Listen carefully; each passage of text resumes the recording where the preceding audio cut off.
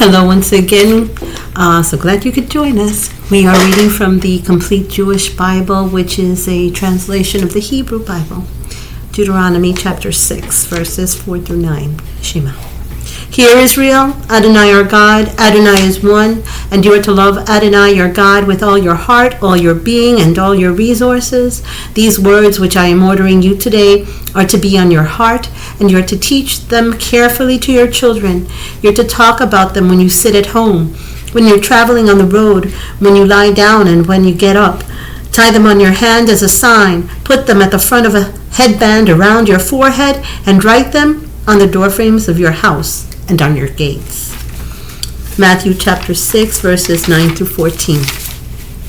Our Father in heaven, may your name be kept holy. May your kingdom come. Your will be done on earth as in heaven. Give us the food we need today. Forgive us what we have done wrong, as we too have forgiven those who have wronged us. And do not lead us into hard testing, but keep us safe from the evil one. For kingship, power, and glory are yours forever. Amen. Genesis chapter 14. When Amraphel was king of Shinar, Arioch king of Elasar, Kedorla Omer king of Elam, and Tidal king of Goyim, they made war together against Bera king of Sodom and against Bersha king of Gomorrah. They made war together against Bera king of Sodom and against Bersha king of Gomorrah. Shinav king of Admah, Shemever king of Zvoyim, and the king of Bela, which is the same as Soar. All the latter kings joined forces in the Siddim valley where the Dead Sea is. They had served Kedorla Omer 12 years, but in the 13th year they rebelled. In the 14th year, Kedorla Omer and the kings with him came and defeated the Rephaim, and Ashtrot Karnaim, the Suzim in Ham, the Emim in Shaveh Kiryatayim, and the Hori in Seir, their mountain all the way to Eil Paran by the desert. Next, they turned back, came to Ai Mishpat, which is the same as Kadesh, and defeated all the country of the Amalekites, and also the Amorites who lived in Hatzatzon, Tamar.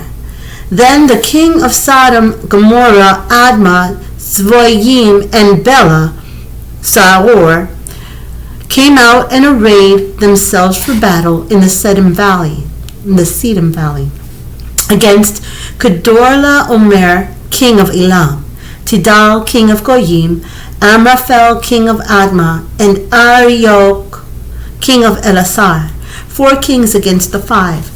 Now the Siddim valley was full of clay pits, and when the king of Sodom and Gomorrah fled, some fell into them, while the rest fled to the hills. The victors took all the possessions of Sodom and Gomorrah and all their food supply, then they left. But as they left, they took Lot, Avram's brother's son, and his possessions, since he was living in Sodom. Someone who had escaped came and told Avram the Hebrew, who was living by the oaks of Mamre, the Amorite, brother of Eshcol and brother of Aner, all of them allies of Avram. When Avram heard that his nephew had been taken captive, he led out his trained men who had been born in his house, 318 of them, and went in pursuit as far as Dan. During the night he and his servants divided his forces against them. They attacked and pursued them all the way to Hava, north of Damascus. He recovered all the goods and brought back his nephew Lot with his goods, together with the women and the other people. After his return from the slaughtering, Kedorla Omer and the kings with him, the king of Sodom, went out to meet him in the Shaveh Valley, also known as the King's Valley. Melchizedek, king of Shalom, brought out bread and wine. He was Cohen of El Elyon, God Most High. So he blessed him with these words: Blessed be Avram by El Elyon, maker of heaven and earth. And blessed be El Elyon, who handed your enemies over to you. Avram gave him 1/10 of everything. The king of Sodom said to Avram, give me the people and keep the goods for yourself. But Avram answered the king of Sodom, I have raised my hand in an oath to Adonai, El Elyon, maker of heaven and earth, that I will not take so much as a thread or a sandal thong, or anything that is yours, so that you won't be able to say, I made Avram rich. I will take only what my troops have eaten, and the share of the spoil belonging to the men who came with me. Aner, Eshcol, and the Mamre, let them have their share. Now if you can go to Joshua chapter 14, please. These are the inheritances which the people of Israel took in the land of Canaan, which Eleazar the Cohen, Joshua the son of Nun, and the heads of the ancestral clans of the tribes of the people of Israel distributed to them by lot for them to inherit, as Adonai ordered through Moshe, for the 9 tribes and the half-tribe. Moshe had already given the inheritances to the 2 tribes and the half-tribe beyond the Jordan to the Levites. He gave no inheritance among them. The descendants of Joseph constituted 2 tribes, Manasseh and Ephraim, and they gave no portion of the land to the Levites except cities to live in, with the open land surrounding them for their livestock and crops. As Adonai had ordered Moshe, so the people of Israel did. They divided the land. The descendants of Judah approached Joshua in Gilgal, and Caleb the son of Jephunneh the Kenizzite said to him, you know what Adonai told Moshe, the man of God, about me and you in Kadesh Barnea. I was 40 years old when Moshe, the servant of Adonai, sent me from Kadesh Barnea to reconnoiter the land, and I brought back to him an honest report. My brothers who went up with me discouraged the people, but I followed Adonai, my God, completely. On that day Moshe swore, surely the land where your foot has been will be the inheritance for you and your descendants forever, because you have followed Adonai, my God, completely. Now look, Adonai has kept me alive these 45 years, and he said he would, from the time Adonai said to Moshe when Israel was going through the desert. Today I am 85 years old, but I am as strong today as on the day Moshe sent me. I'm as strong now as I was then, whether for war or simply for going here and there. Therefore, give me this hill, the one Adonai spoke about on that day. For on that day you heard how the Anakim were there with great fortified cities. Perhaps Adonai will be with me, and I will drive them away, as Adonai said. Moshe blessed him and gave Hebron to Caleb the son of Jephunneh as his inheritance.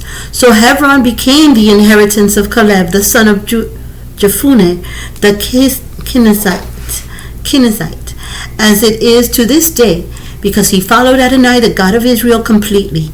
Hebron was formerly called Kiryat Arba. This Arba was the greatest man among the Anakim. Then the land had rested from war. Psalms chapter 14 by David. Fools say in their hearts, there is no God. They deal corruptly, their deeds are vile. Not one does what is right. From heaven Adonai observes humankind to see if anyone has understanding, if anyone seeks God. But all turn aside, all alike are corrupt. No one does what is right, not a single one. Don't they ever learn? All those evildoers who eat up my people as if eating bread and never call on Adonai? There they are, utterly terrified. For God is with those who are righteous. You may mock the plans of the poor, but their refuge is Adonai. How I wish Israel's salvation would come out of Zion. When Adonai restores his people's fortunes, Jacob will rejoice. Israel will be glad. Matthew chapter 14. Around that time, Herod, the regional governor, heard of the fame of Jeshua and said to his attendants, "This must be Yochanan the Immerser. He has been raised from the dead. This is why these miraculous powers are at work in him." For Herod had arrested Yochanan, put him in chains, and thrown him in prison because of Herodias, the wife of his brother Philip.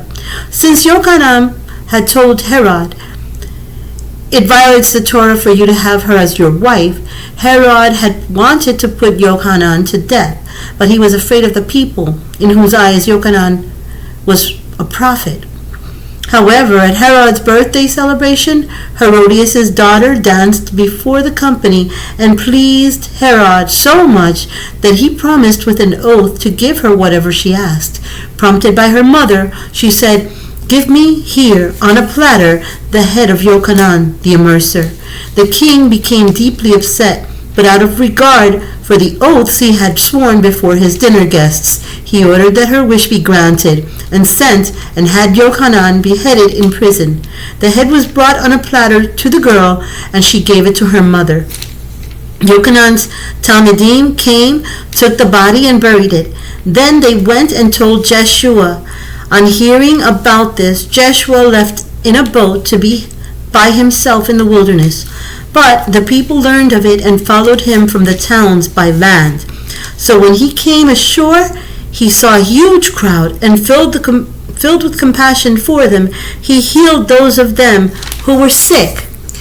As evening approached, the Talmidim came to him and said, "This is a remote place, and it's getting late. Send the crowds away so that they can go and buy food for themselves in the villages." But Jeshua replied, "They don't need to go away. Give them something to eat yourselves. All we have with us," they said, "is 5 loaves of bread and 2 fish." He said, "Bring them here to me." After instructing the crowds to sit down on the grass, he took the 5 loaves and the 2 fish, and looking up toward heaven, made a barakah. Then he broke the loaves and gave them to the Talmidim, who gave them to the crowds. They all ate as much as they wanted, and they took up 12 baskets full of the pieces left over.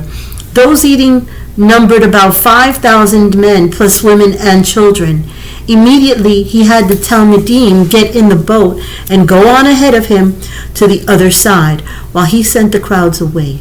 After he had sent the crowds away, he went up into the hills by himself to pray. Night came, and he was there alone.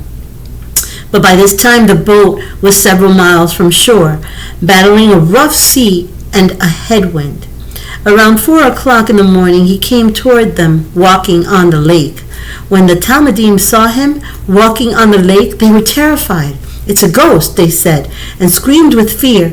But at once Jeshua spoke to them. "Courage," he said. "It is I. Stop being afraid."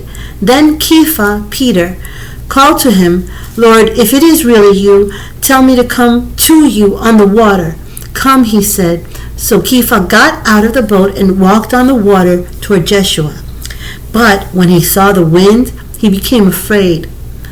And as he began to sink, he yelled, "Lord, save me!" Jeshua immediately stretched out his hand, took hold of him, and said to him, "Such little trust, why did you doubt?" As they went up into the boat, the wind ceased. The men in the boat fell down before him and exclaimed, "You really are God's son." Having made the crossing, they landed at Gennesaret. When the people of the place recognized him, they sent word throughout the neighborhood and brought him everyone who was ill. They begged him that the sick people might only touch the tzitzit on his robe, and all who would touch it were completely healed. Numbers chapter 6, verses 24 through 26. May Adonai bless you and keep you. May Adonai make his face shine on you and show you his favor. May Adonai lift his face toward you and give you his shalom. Thank you again for joining us, and I hope to see you soon. Shalom.